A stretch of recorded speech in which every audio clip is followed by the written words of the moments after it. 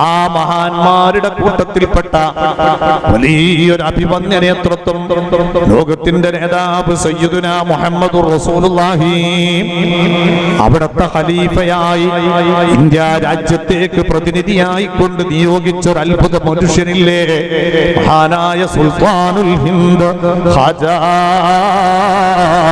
മുഈനുദ്ദീനുൽ ജിസ്തിൽ അജ്മീരി ഖദ്ദസല്ലാഹു സിർറഹുൽ അസീസ്.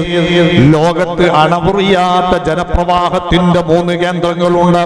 അതിൽ ഒന്നാം സ്ഥാനം മസ്ജിദുൽ ഹറമാണ്, രണ്ടാം സ്ഥാനം മസ്ജിദുൻ നബവിയുടെ പരിസരമാണ്, മൂന്നാമത് അത് കഴിഞ്ഞാൽ മൂന്നാമത്തൊരു സ്ഥലമുണ്ട്, ജനങ്ങൾ അണപൊട്ടി ഒഴുകുന്നൊരു കേന്ദ്രമുണ്ട്.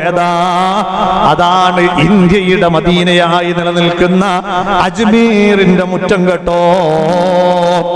സുബ്ഹാന ജല്ല ജലാലുഹു.